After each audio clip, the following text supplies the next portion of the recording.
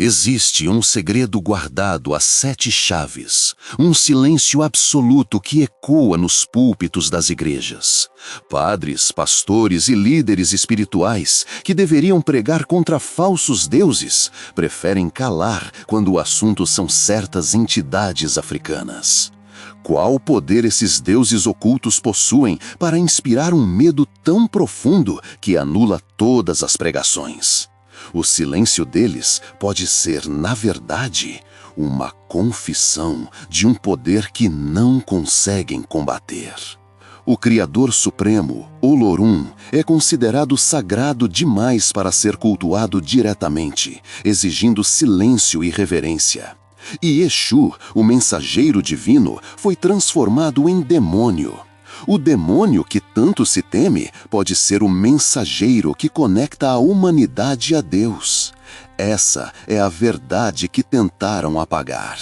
Para entender a verdadeira dimensão desses espíritos temidos, dessas entidades que muitos chamam de proibidas, é crucial mergulhar nas raízes da espiritualidade africana. Não se trata apenas de mitos, mas de cosmologias inteiras, vastas, complexas, profundas, que regem a relação do ser humano com o mundo invisível. As religiões africanas, como o Yorubá, o Vodum e as tradições do povo Banto, não se desenvolveram em torno de templos de pedra ou livros sagrados. Elas nasceram da observação da natureza, da escuta dos ancestrais, da comunicação direta com o divino. São religiões vivas, pulsantes, onde o sagrado se manifesta no corpo, na dança, no som do tambor, nos sonhos. Para esses povos, o mundo espiritual não é uma metáfora, é uma realidade paralela e concreta. Um sonho pode ser uma revelação. Uma palavra de um ancião pode carregar um código milenar. Dentro dessas tradições, os chamados deuses africanos são forças vivas da natureza e do destino. No candomblé, são os orixás. No vodum, são os loas. Para os bantu, são os enquices. Eles não são apenas adorados, são vividos, incorporados, sentidos. O medo e o respeito caminham lado a lado, porque um orixá pode curar, mas também pode cobrar. Com a chegada das religiões ocidentais, todo esse universo foi distorcido. O que era sagrado virou pecado. O que era culto ancestral virou feitiçaria. E nomes sagrados foram silenciados. Essas tradições não podiam ser controladas. Essas divindades não se curvavam a nenhum império. Elas eram e sempre serão a resistência espiritual de um povo. E é aqui que se toca em um dos nomes mais reverenciados e ao mesmo tempo mais silenciados: Olorum, o Deus Criador. No panteão Yorubá, Olorum é o Deus Supremo. Mas ele não é um criador distante, alheio ao mundo. Ele é a própria consciência que permeia todas as coisas. Ele não age como os orixás que se manifestam e incorporam. Olorum é o silêncio entre os sons, o espaço entre os átomos, o tempo antes do tempo. Ele não vem, ele já está. Diferente de outras divindades, Olorum não recebe culto direto. E isso não é por descaso, mas por reverência. Sua presença é tão absoluta que tentar manipulá-la seria como tentar colocar o mar inteiro dentro de um copo. No candomblé, os fiéis se conectam com os orixás, que são manifestações de aspectos da criação, o fogo, a água, os ventos. Mas todos eles têm sua origem em Olorum. É como se cada orixá fosse um raio e ele o próprio sol. Quanto mais elevada a entidade, mais silêncio ela exige. Ele transcende forma, tempo e nome. Talvez por isso seja tão temido, porque não se pode negociar com aquilo que está além do entendimento humano. Se ele é o Criador, por que não se manifesta diretamente? A resposta é simples, porque ele não precisa. Ele já é a manifestação, o ar que se respira, a vibração antes da palavra. O poder de Olorum não está na manifestação espetacular, mas no silêncio que antecede o trovão. E se ele não aparece, não é por ausência, é por grandeza. E se Olorum é a consciência absoluta, Exu é o som que rompe esse silêncio. Ele é o primeiro movimento, a vibração inicial, o mensageiro entre o céu e a terra, o guardião de todos os caminhos. Apesar de ser o primeiro a ser saudado, Exu é também o mais incompreendido e, injustamente, o mais temido. Ao longo do tempo, seu nome, que deveria ser símbolo de comunicação e sabedoria, foi transformado em sinônimo de trevas. Mas essa imagem demoníaca de Exu não nasceu na África. Ela foi criada nas bocas dos colonizadores. Antes deles, Exu era respeitado como um dos orixás mais importantes. Nenhuma oração chega aos outros orixás sem passar por ele. Mas como explicar sua complexidade a uma cultura que só enxerga céu e inferno? Exu foi confundido com o demônio cristão, um equívoco violento. Sua imagem foi pintada com chifres e tridentes que nunca lhe pertenceram. Mas Exu não é o diabo, ele é vida em estado puro. Sem a força dele, nada caminha. É ele quem coloca a humanidade diante das escolhas, não para condenar, mas para ensinar. Ele não foi criado para agradar, mas para acordar. Ele não é vilão nem herói, ele é espelho, mostra quem realmente se é, sem máscaras. Por isso muitos temem seu nome, porque ele carrega a verdade nua. Alguém que pode andar livremente entre os vivos e os mortos, entre os homens e os orixás, esse é Exu. Ele está presente quando é preciso decidir. Ele não empurra, ele apenas mostra o caminho. Nas tradições afro-brasileiras, há os Exus orixás, forças cósmicas, e os Exus de trabalho, que se manifestam nos terreiros como espíritos de grande sabedoria e linguagem popular. Ambos não toleram falsidade. O que para muitos soa como zombaria, na verdade é uma forma poderosa de ensinar. Ele educa rindo, mas esse comportamento assustou os colonizadores. Que divindade é essa que não fala como um sacerdote, mas que ri, bebe e dança? Foi mais fácil rotulá-lo de diabo do que compreendê-lo. A boa notícia é que ele nunca se ofende com a ignorância. Ele ri, ele espera e ele sabe que, no fim, todos os caminhos levam até ele. Agora vem um orixá que carrega a fúria do ferro, da guerra e da justiça implacável. Com ele não se brinca. Ogum, o senhor do ferro, da tecnologia, da construção e da destruição. É ele quem forja as armas, mas também quem constrói os instrumentos de trabalho. É ele quem abre caminho na mata e rasga as estradas do destino. Ogum é temido porque não tolera a falsidade espiritual. Com ele não há meio termo. Ele exige verdade, posicionamento. Ele é o orixá da retidão, da justiça que não vacila. Talvez seja por isso que tantos o temem, porque ele não é para os mornos. Sem o ferro de Ogum, nem os instrumentos sagrados podem ser feitos. Tudo que corta, transforma e move, carrega a vibração dele. Mas há um lado de Ogum que poucos mencionam, sua fúria. Quando seus princípios são violados, a resposta não demora.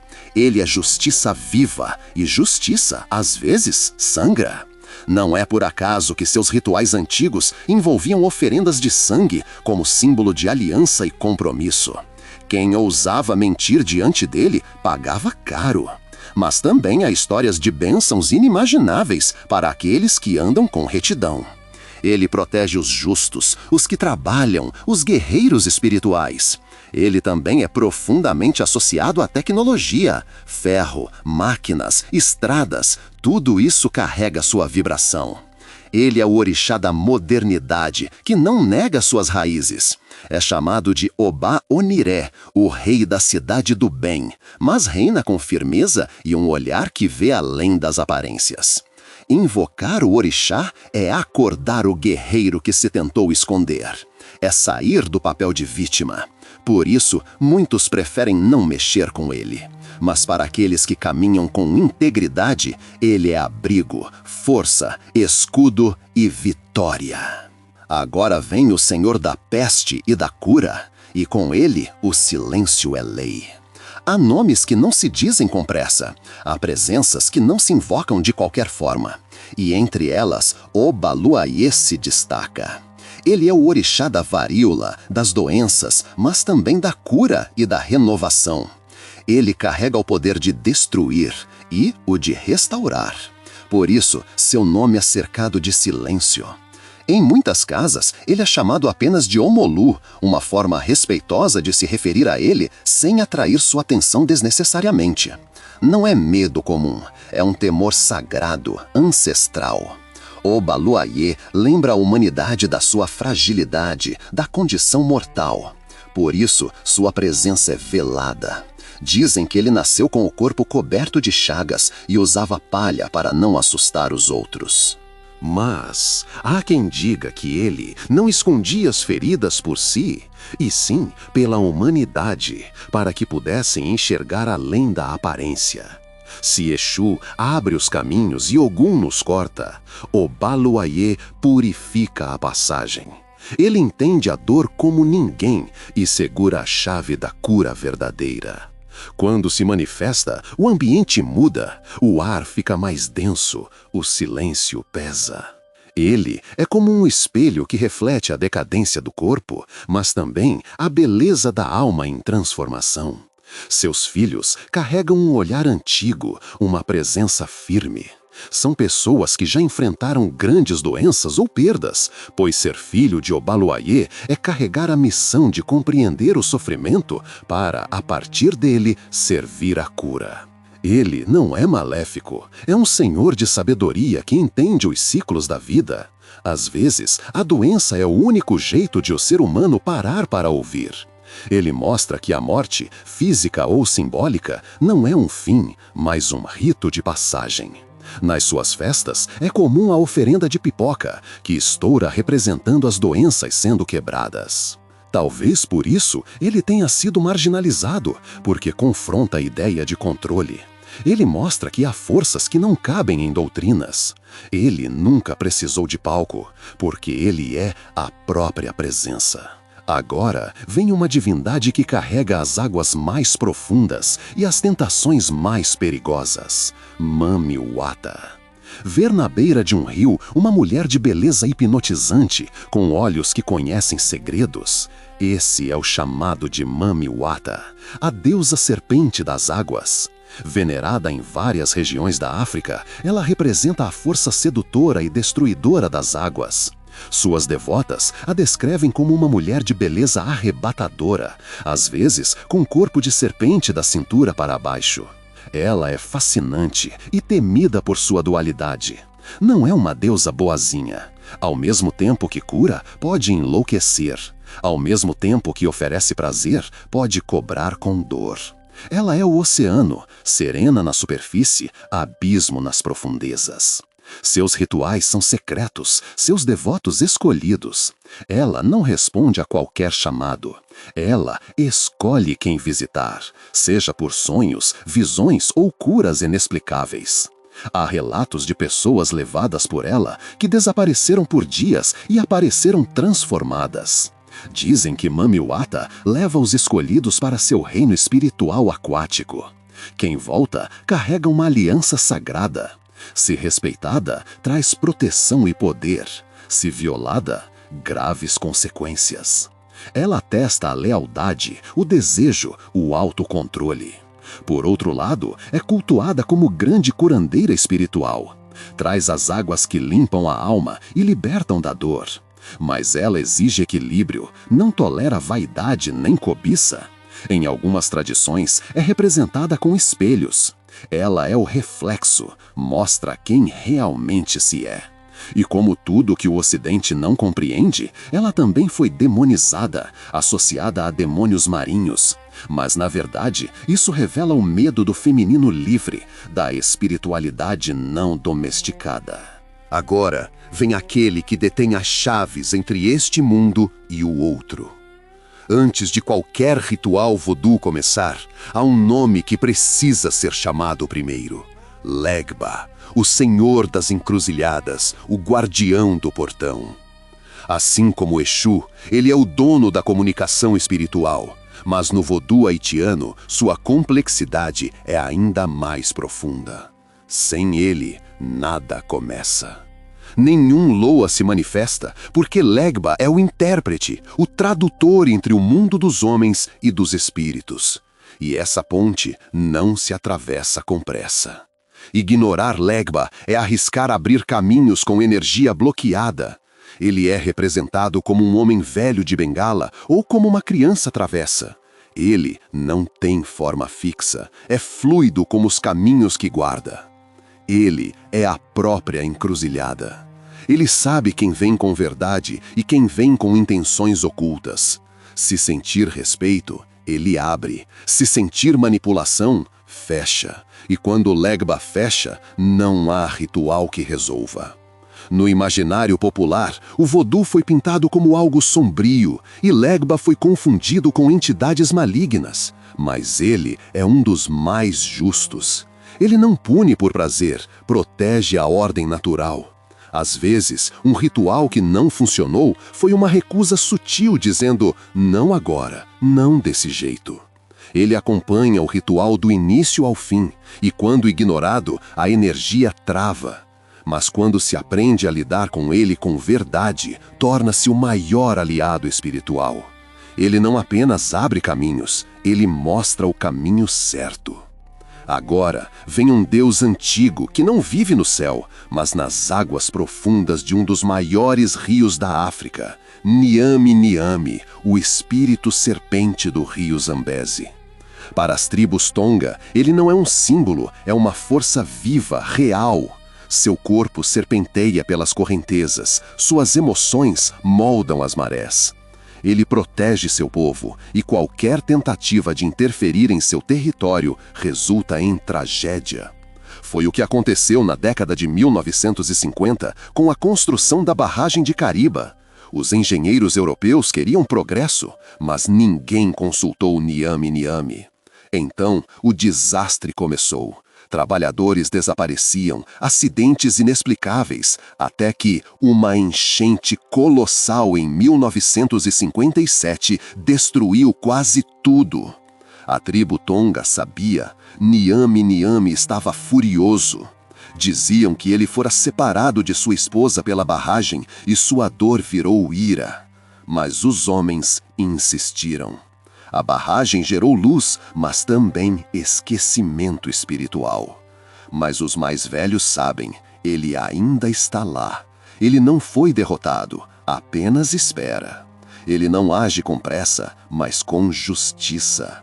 Pescadores dizem ouvir um som profundo vindo das águas. Não é vento, não é animal, é algo mais antigo.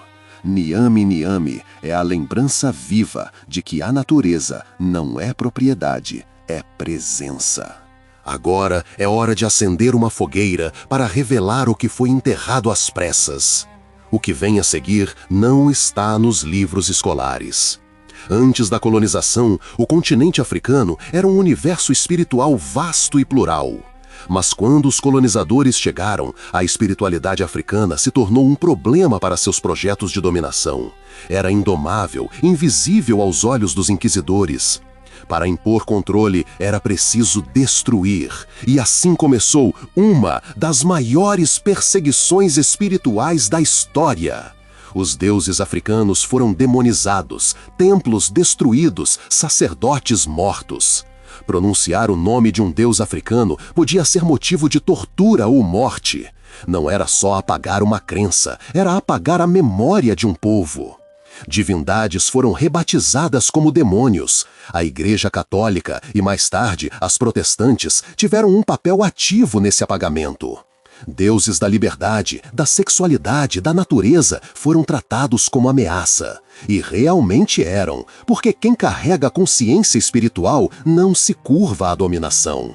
Mas os deuses africanos não morreram. Foram escondidos, camuflados nos santos católicos.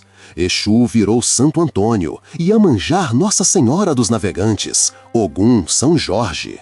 Por trás dos terços, o tambor ainda batia. Nos navios negreiros, escravizavam orações em línguas proibidas. E nas Américas, fundaram terreiros e quilombos, mantendo vivos os nomes que tentaram apagar. Hoje, quando se ouve um ponto de candomblé, uma cantiga de vodú, pode-se ter certeza, os deuses proibidos ainda estão ali. Há uma geração que está ouvindo de novo, que está perguntando: quem são os deuses que me negaram conhecer?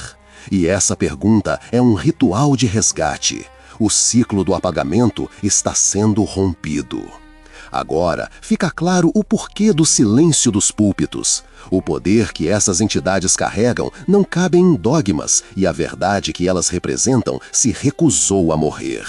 A memória ancestral vive, resiste e continua a ecoar através dos tempos, desafiando o esquecimento e reclamando seu lugar na história espiritual da humanidade.